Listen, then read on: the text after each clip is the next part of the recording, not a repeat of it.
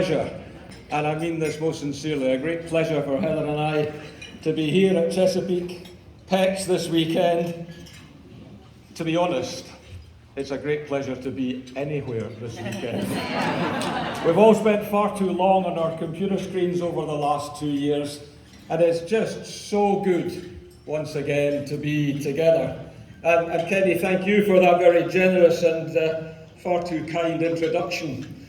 I have to say, even after 5 months, there is still a certain surreal quality about being introduced as the President nominee of Rotary International.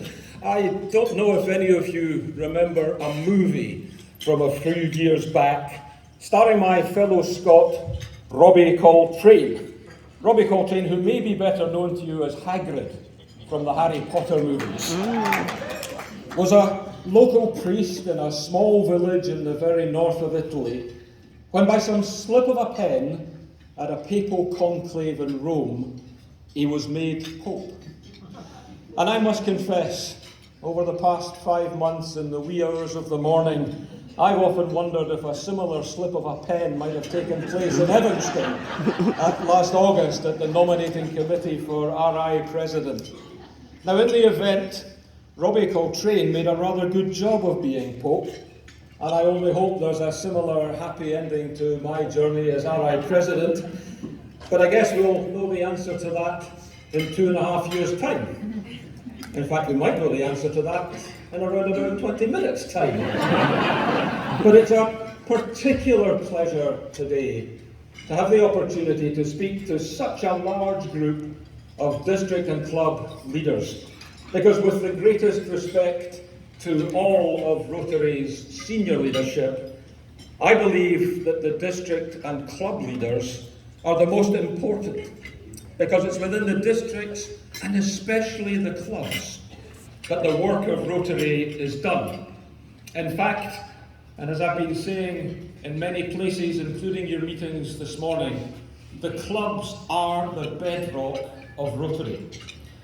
Now, you're going to have many opportunities during the course of today and tomorrow and on other occasions in the lead up to the 1st of July to become the very best leaders you can be, and to share with and to learn from each other to ensure you make your clubs the very best clubs they can be.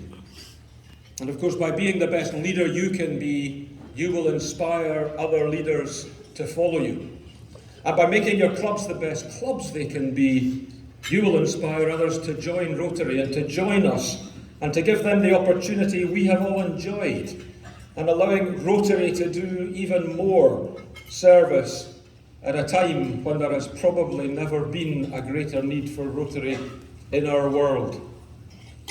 As I prepared for today's event, I realised it was exactly 31 years ago I was attending PEX in my own district in the southeast of Scotland, preparing to serve as club president, as a fresh-faced 33-year-old dentist who wanted to change the world. Rotary had its challenges even back then, but these were days when change was resisted. And I found it very hard to change the way the Rotary Club of which I was a member thought or operated, despite my relatively youthful optimism.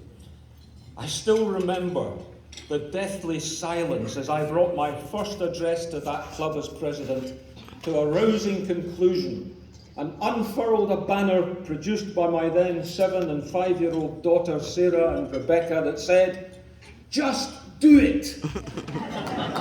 The Rotary Club of South Queensferry wasn't quite ready to just do it back then. And I think at that moment the members wondered just what they were getting as their president. For them it was very much a case of steady as she goes, and they didn't want their particular Rotary boat rocked too much.